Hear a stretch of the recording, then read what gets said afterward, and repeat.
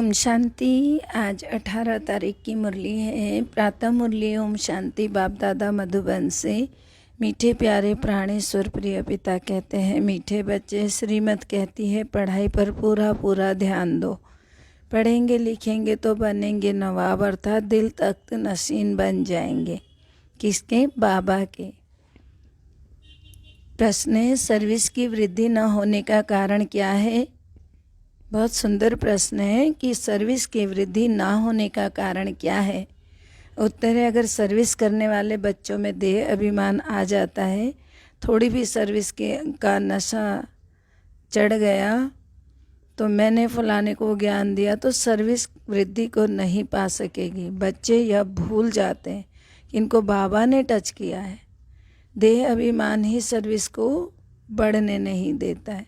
इसीलिए बाबा बार बार युक्ति बताते रहते हैं कि बच्चों, देही अभिमानी भवा। गीत है, हमें उन राहों पर चलना है जहाँ गिरना और संभलना है। ओम शांति, ओम शांति। एक ही सदैव परमधाम में रहने वाला ऊंचे ऊंचा बाप, उस शिव बाबा के नीचे विष्णु का चित्र है। अभी तुम जानते हो कि हमको शिव बाबा विष्णुपुरी का मालिक बना रहे। विष्णु अर्थात लक्ष्मी नारायण, इन दो का कंबाइंड रूप है विष्णु। फिर यह हमारा एम ऑब्जेक्ट है। किसको भी समझाने के लिए बुद्धि में रहना चाहिए कि बाबा है निराकार, फिर हमको कैसे पढ़ाए। इसलिए ब्रह्मा बाबा का चित्र दिखाया है। बाबा हमको ब्रह्मा के द्वारा विष्णुपुरी का मालिक बना रहे हैं। तुमको तो यह सर्टेन भी है ना, फिर भी तुम भूल जाते हो कि हम स्टूडेंट हैं। हमको शिव बाबा पढ़ा रहे हैं, भारत को विष्णुपुरी बना रहे हैं। अगर यह बुद्धि में रहे तो देखो कितनी खुशी होनी चाहिए। यह त्रिमूर्ति का चित्र कितना नामी ग्रामी है। त्रिमूर्ति में वे लोग ब्रह्मा विष्णु शंकर को दिखाते हैं, परंतु शिव को भूल गए हैं। कितनी यह भारी भूल है। अभी तुम बच्चे जानते हो कि शिव बाबा हमको विष्णुपुरी का मालिक बना रहे हैं और आए हुए हैं। इनके बहुत जन्मों के अंत में आकर बाबा इनमें प्रवेश करते हैं। बाबा आते ही भारत में है और भारत को ही विश्व का मालिक बनाते हैं। तुम बच्चों को यह निश्चय है कि हर 5000 वर्ष के बाद संगम युग में ही बाबा आते हैं। तुम बच्चे यहाँ आए हो राजाई लेने के लिए, अर्थात स्वर्ग का मालिक बनने के लिए। यह तो तुम बच्चों को मालूम है कि भारत में सिर्फ एक ही धर्म था उस समय, और कोई धर्म ही नहीं था। तो कितना नशा चढ़ना चाहिए और दैवी गुणों की धारणा भी करनी चाहिए। अगर बाप देखते हैं बच्चे दैवी गुण धारण नहीं करते तो कहेंगे ना, यह कोई कम वक्त है। बाबा ने क्या बोला? अगर देवी गुण धारण नहीं करते तो वो कौन है? कम वक्त है, बाबा ने बोला। पढ़ते ही नहीं, मानो अपने पैर पर ही कुल्हाड़ा मारते हैं। बाबा कितना सहज समझाते हैं। तुम जानते हो बाबा राजयोग सिखला रहे हैं, तो बच्चों को यहाँ है ही देवी गुण धारण करने। सतयुग में चलकर तो नहीं करेंगे ना, यहीं पे करना है देवी गुण धारण। तो धारणा जो करते हैं और कराते हैं उनको खुशी भी बहुत रहती है। बाबा है ही ऊंचते ऊंच मूल वतन में रहने वाला। सूक्ष्म वतन वासियों को देवता कहा जाता है और यहाँ है मनुष्य। परमात्मा है सभी आत्माओं का बाप अथवा स्वर्ग का रचयिता। यह ज्ञान भी तुमको अभी ही मिलता है। तुम जानते हो कि हम पहले पत्थर बुद्धि थे, बाबा द्वारा हम भी पावन बन रहे हैं। पहले पहले भारत में गॉड गॉडेज का राज्य था। उनको भगवती श्री लक्ष्मी भगवान श्री नारायण का राज्य कहा जाता है। बाबा पूछते हैं, अब वह कहाँ गए? उनको ऐसा किसने बनाया था? यह न कोई बता सकेंगे, न यह बातें किसी को ख्याल में भी आएगी। तुम जानते हो ना, इस साकार सृष्टि में ही उन्हों का राज्य था। अभी भी वह भिन्न भिन्न नाम रूप से यहाँ ही हैं। कहाँ है? इसी सृष्टि में है। यह अब सब बातें तुम जानते हो। बच्चों को बहुत खुशी होनी चाहिए कि बाबा हमको पढ़ाकर ऐसा बना रहे हैं। तो नंबर 1 हीरो हीरोइन तो यह है। सूक्ष्म वतन में भी तुम इन्हों को ही देखते हो, तो इन्हों को भी सर्टेन है कि यह बन रहे हैं नॉलेजफुल। श्री श्री इन्हों को ही पढ़ाकर ऐसा श्री लक्ष्मी नारायण बना रहे हैं। तो तुम इनके बच्चे भी गॉड गॉडेज बनेंगे ना। गॉड द्वारा तुम यह गॉडेज बन रहे हो। प्रजा भी तो बन रहे हो ना, प्रजा भी यही बन रही है। उनको गॉडेज नहीं कहेंगे, कहते हैं ना, इसीलिए उनको देवी देवता कहा जाता है। तो फिर भी मुख्य लक्ष्मी नारायण को गॉड गॉडेज कह देते हैं। तो इन्होंने सबसे उच्च पुरुषार्थ किया, ये पद पाया। सभी को तो भगवान भगवती नहीं कह सकते ना, नंबर 1 की ही महिमा गाई जाएगी। सर्वगुण संपन्न 16 कला संपूर्ण, और कोई धर्म वाले की यह महिमा नहीं होगी। जो सतयुगी होंगे उन्हीं की होगी यह महिमा, बाकी द्वापर वालों की तो ये महिमा हो नहीं सकती। कोई ऐसे भी नहीं कह सकते हैं यह तो बना बनाया ड्रामा है। पहले ही देवी देवता घराना, फिर दूसरे धर्म वाले आते हैं। तो बाबा कहते हैं पहले तो है ही देवी देवता घराना, फिर उसके बाद दूसरे धर्म वाले आते हैं। तुम बच्चों को भी तो पुरुषार्थ कराया जाता है ना, जिनों का पाठ है वही स्वर्ग में आएंगे, बाकी तो सब कहाँ जाएंगे, शांति धाम में रहेंगे। इसमें कोई प्रश्न नहीं उठा सकता, ना उठ सकता है। सब मांगते भी हैं हमको शांति मिले, शांति मिले, तो शांति में बिठा देंगे। तो स्वर्ग को तो वह जानते ही नहीं है, तो स्वर्ग उनको मिलेगा भी नहीं। तो बाबा उन्हों की आस तो पूर्ण कर देते हैं ना शांति धाम में बिठाकर, और फिर भारतवासी स्वर्ग को याद करते रहते हैं, परंतु वह नहीं जानते कि स्वर्ग में लक्ष्मी नारायण का राज्य था। अब तुम्हारी बुद्धि में है कि हमको भगवान पढ़ा रहे हैं, तो भगवान भगवती बनाने के लिए फॉरेन वाले को शांति धाम को स्वर्ग समझ लेते हैं फॉरेन वाले, तो इसलिए उनको कहाँ बिठाते हैं, शांति धाम में। तो गॉड फादर वहाँ रहते हैं। तुम भी जानते हो कि हेवन अलग है, शांति धाम अलग है। तुम ही हेवन में आते हो, पहले पहले शांति धाम, फिर सुख धाम, फिर दुख धाम, फिर शांति धाम में जाना है। यह खेल बना हुआ है। अब देखो आत्माएं सतयुग में आए, यह तो हो नहीं सकता, सभी आत्माएं नहीं आ पाएंगी। बाबा ने कहा कि इस ड्रामा में फ़र्क नहीं पड़ सकता, जितने पहले आए थे उतने ही आएंगे, वही हिस्ट्री ज्योग्राफी रिपीट होती है। परंतु कैसे रिपीट होती है यह आकर जानना चाहिए। सतयुग में तुम्हारा राज्य था, अब फिर सतयुग में जाने के लिए तुम्हारा कल्प पहले वाला पुरुषार्थ चल रहा है। तुम बच्चे हर एक धर्म के आदि मध्य अंत को जानते हो ना। क्रिश्चियन धर्म कब स्थापन होता है, कैसे होता है, कैसे वृद्धि को पाता है, सभी को बाबा ने बताया है। यह झाड़ में साफ दिखाया हुआ है कि नए नए जो आते हैं ना, उनकी कैसे टालियाँ निकलती हैं, उनके कितने पत्ते होंगे, बहुत थोड़े पत्ते होंगे ना। तो बाबा कहते हैं प्रजापिता ब्रह्मा को ग्रेट ग्रेट ग्रैंड फादर कहते हैं। पहले तो देवी देवता धर्म है, फिर और बिरादरियाँ धीरे धीरे निकलती हैं। अब अंत में झाड़ जड़ जड़ीभूत अवस्था को पाता है। तो मनुष्य को तो इस सृष्टि रूपी झाड़ का पता ही नहीं है। तुम जानते हो यह अनादि अविनाशी ड्रामा है, इसमें 1 सेकंड का भी फर्क नहीं पड़ सकता। इस झाड़ की आयु भी एक्यूरेट है। यह मनुष्य सृष्टि रूपी बेहद का नाटक है। यहाँ आते ही पार्ट बजाने के लिए है। यह ज्ञान बाबा ही आकर समझाते हैं। सारी बुद्धि में जो ज्ञान भर रहे हैं हमारी, वो कौन डाल रहा है, वो शिव बाबा ही डाल रहे हैं। आधा कल्प भक्ति मार्ग चलता है, फिर 1 सेकंड का भी फर्क नहीं पड़ेगा, उसमें पूरा आधा कल्प चलेगा भक्ति मार्ग। और इस ज्ञान की प्रारब्ध भी एक्यूरेट आधा कल्प ही चलती है। तो वो 2500 साल ज्ञान चलेगा, ज्ञान के द्वारा जो राज्य चलेगा सतयुग त्रेता, उसके बाद जो आएगा द्वापर कलयुग, वो भक्ति मार्ग चलेगा। तो बाबा बोल रहे कोई भी चीज़ में कोई फ़र्क नहीं पड़ेगा, एक्यूरेट चलेगा। जितना समय उसका उतना समय उसका, बराबर बराबर आधा आधा कर दिया जाए सृष्टि चक्र का, तो संपूर्णता से बराबर चलेगा।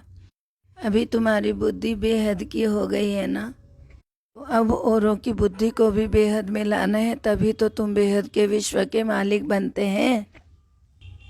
निराकारी दुनिया में निराकार बाप और निराकारी आत्माएं, सब बच्चे सूक्ष्म वतन का पाठ तो बहुत थोड़े समय का है। अब इस साकारी दुनिया में सबसे नंबर 1 सुप्रीम कौन है? यह लक्ष्मी नारायण सुप्रीम बाप इस सुप्रीम धर्म की स्थापना करते हैं ना, और कोई भी धर्म को तुम सुप्रीम नहीं कह सकते हो ना। अभी तो देखो सभी तमो प्रधान है, एक बाप ही है जो एवर प्योर है। फिर आगे बाबा ने कहा एवर सुप्रीम भी वही है। तो बाकी सबको सतो रजो तमो में आना है। अब तो देखो तमो प्रधान दुनिया का विनाश होना है। इन आंखों से जो भी कुछ देखते हो वह सब विनाश होने वाला है। बाबा कहते हैं कि जैसे कभी नया मकान बनाते तो पुराने मकान को तोड़ेंगे जब ही तो नया बनेगा ना। उसी प्रकार से पुरानी दुनिया का विनाश होगा तभी तो नई दुनिया बनेगी। एकदम सतयुग आएगा, सुंदर सा जीवन होगा, सब सुखी होंगे, सब एक दूसरे के साथ भाईचारे से रहेंगे। तो बाबा ने कहा तो पुराना जैसे मकान हो जाए तो उसे ख़त्म करना पड़ता है, इसी तरह से तुम बच्चे नई दुनिया का साक्षात्कार भी जैसे करते हो ना, अभी पुरानी से दिल तुमको हटानी है। गीत है ना, जाग सजनिया जाग।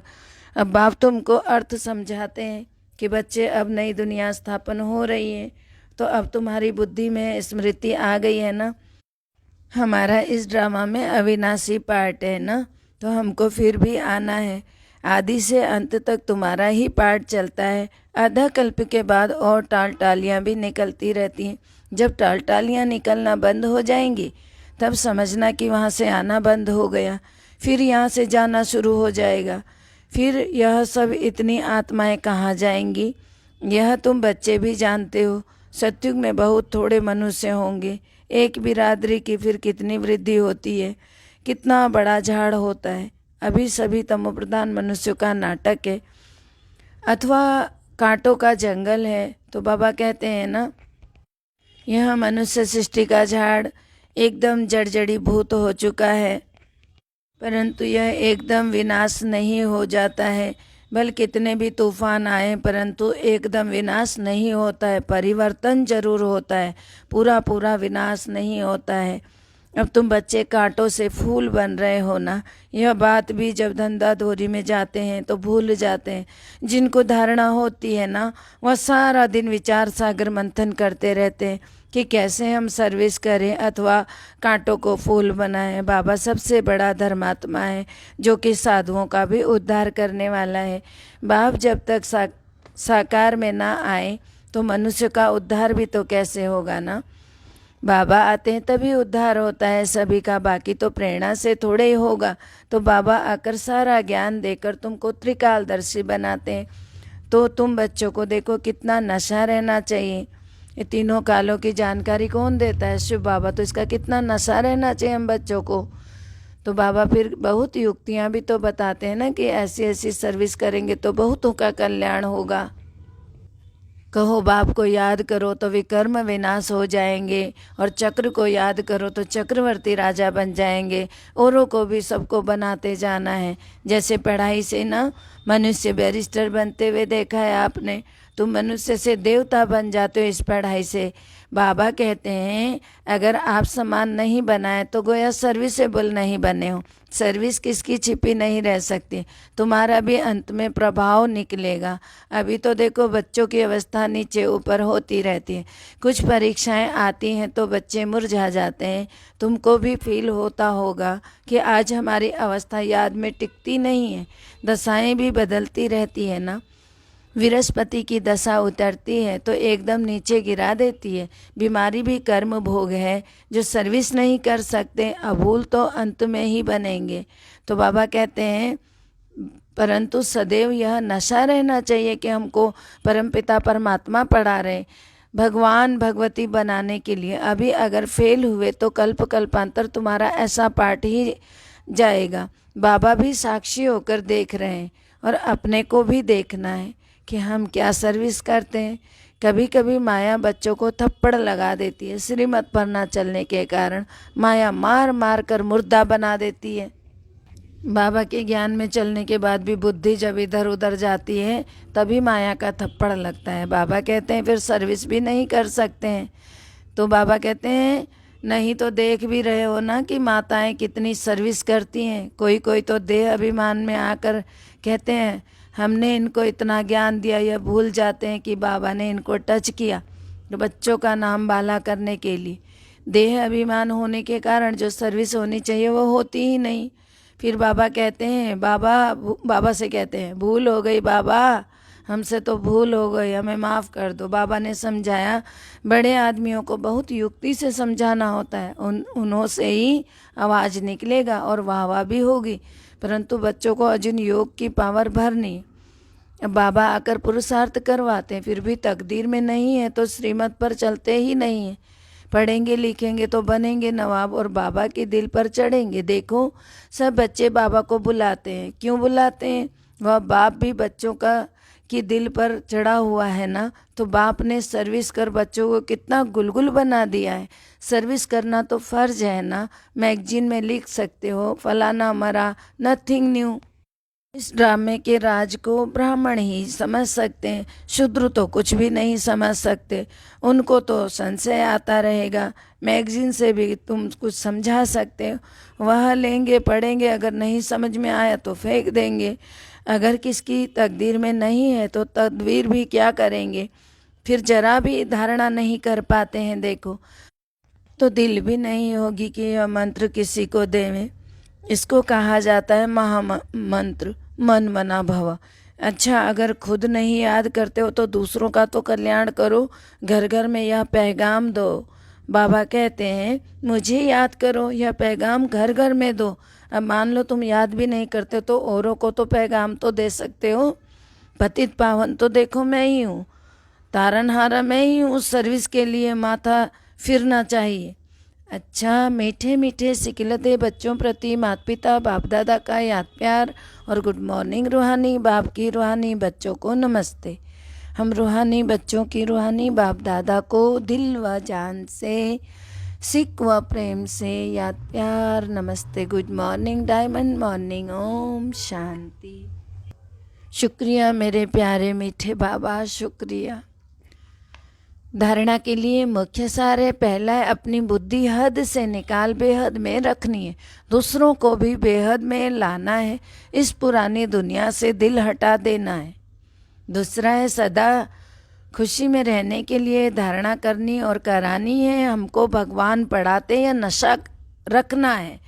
वरदान है तपस्या द्वारा अपने विकर्मों व तमोगुण के संस्कारों को भस्म करने वाले तपस्वी मूर्त भव। तपस्या द्वारा अपने विकर्मों व तमोगुण के संस्कारों को भस्म करने वाले तपस्वी मूर्त भव। अर्थ है जैसे अभी ईश्वरीय पालना का कर्तव्य चल रहा है, ऐसे लास्ट में तपस्या द्वारा अपने विकर्मों और हर आत्मा के तमोगुणी संस्कार व प्रकृति के तमोगुण को भस्म करने का कर्तव्य चलना है। इसके लिए सदा एक रस स्थिति के आसन पर स्थित हो, अपने तपस्वी रूप को प्रत्यक्ष करो। आपकी हर कर्मेंद्रिय से देह अभिमान का त्याग और आत्म अभिमानी बनने की तपस्या प्रत्यक्ष रूप में दिखाई दे। स्लोगन है संस्कारों की टक्कर से बचने के लिए बालक और मालिकपन का बैलेंस रखो। संस्कारों की टक्कर से बचने के लिए बालक और मालिकपन का बैलेंस रखो। ओम शांति। सबका भला हो, सब सुख पाएं, सब परमात्मा से जुड़ जाएं। सबका भला हो, सब सुख पाएं, सब परमात्मा से जुड़ जाएं। सबका भला हो, सब सुख पाएं, सब परमात्मा से जुड़ जाएं। सबकी मनोकामना पूर्ण हो जाए। ओम शांति।